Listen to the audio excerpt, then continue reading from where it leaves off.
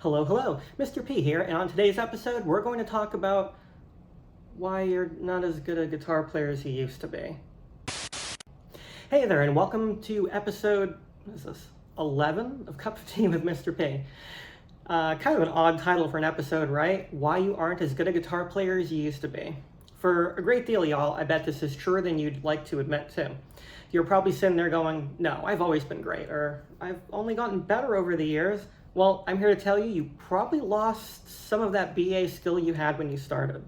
Before we get into my latest little rant, be sure to hit that like and subscribe button below. It probably doesn't mean much to you, but the YouTube algorithm is not much a friend of mine. So, button. Down there. Thanks. Yay! So, a few days ago, I was scrolling down articles published by Guitar World, and I came across this one with a headline about how a player felt that he's actually not as good a guitar player now as he was when he was a kid. Kind of a clickbaity title, especially considering that this is someone who is a professional, you know? But when I read that, it immediately made me think of a moment during COVID. Yes, I'm about to tell you a short story. Okay, might actually not be that short, but here we go. Now, in 2017, I actually kind of stopped playing guitar for a bit.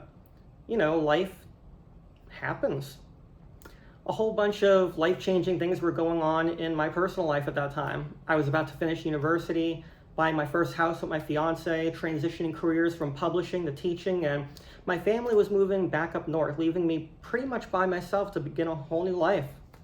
So with all that going on, music and playing in a band was going to have to take a back seat for, well, I wasn't really sure for how long, to be honest. Fast forward to COVID happening, and I had a bit of an odd request from some of my students. A few months prior to that, my students found my YouTube channel. Yeah, this one, which I had not uploaded anything to in a long time. But what they watched was none of the random stuff that I posted, but the videos of me doing guitar covers from Seether, Our Lady Peace, Creed, and Cold. They thought that that was actually kind of cool, and actually liked the songs, which is even better. So they asked me if I was ever going to upload more video of me playing covers. I was like, wasn't planning on it. So they're like, well, do you have anything else better to do? Well, no, I mean, it's COVID, we're stuck inside. Okay, so if I upload new music, will you check out the artist? So my hope was that maybe I could turn some kids on to rock music and away from some of the horrible rap, hip hop, and terrible TikTok music that makes them look like they're having a seizure in their seat when they're dancing to it. Remember, this was 2020, when TikTok was still all about people posting dance videos. So I literally dusted off my guitar cases, popped them open, and started filming a bunch of new guitar covers from Seether, New Year's Day, Evanescence, Bush, and Smashing Pumpkins, to name a few. Eventually, for whatever reason, I decided to make my first tone match video for the first Silverchair album, Frog Stomp, which is what eventually got me doing my tone matching series. Now, one of those days that I was filming my cover videos, my brother came by my place. I was finishing up the Soundgarden song, Pretty Noose, which is actually the second song I ever learned how to play on guitar. And it took me a few goes around to get that solo, and my brother was like, you played that better when you were a kid, you know. I thought about it, and you know what? He was right. I did.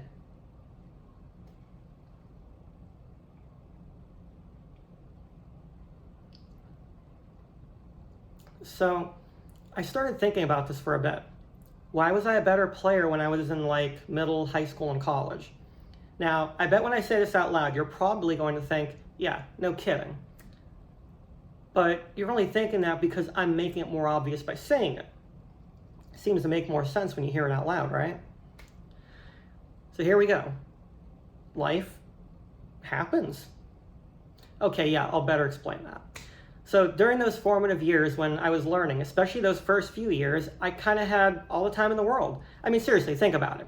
When you're a kid, besides school, you might have like a part-time job, you'll hang out with friends, date a bit, but aside from that, there really isn't much else that you're doing.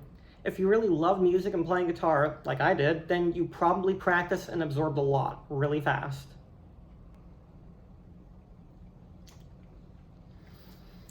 Now, this was pre-internet days too. So if you wanted to know something, you had to ask people, actual people, not Google or randoms online.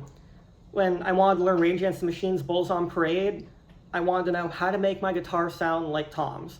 So I went to my local music store, which was literally called a music store, and asked the guy who worked there, and he was like, "Oh, you need a wah pedal for that." So I plunked down $80 and I bought a Vox wah pedal. When reading and learning More Human Than Human by White Zombie from his column, So You Want to Start a Band, in Guitar World, it said I needed a slide. I didn't know what that was, so once again, went to the music store and asked, and they showed me how to use it and helped me find the one for me. So with more responsibility comes less time to practice. So with less time to practice, you sort of become a bit stagnant in where you are as a player. This is assuming that you still play regularly. I did, but I also had to deal with career, bills, life, all that happy stuff. So if I was still playing guitar, then why was I stagnant? Well, because I was playing in bands at this point, and my focus wasn't on technical skill, but more on songwriting and performance. So can I play as well as high school or college me? No. But can high school or college me write a song as well as present day me can? No. So essentially, again, assuming you continue playing, you kind of trade in one skill set on the instrument for another. Makes sense to me. So let's be honest with ourselves for a second here. Are you as good a player now as you were in your early playing years? Leave your responses in the comment section below, because I'd love to hear what you think.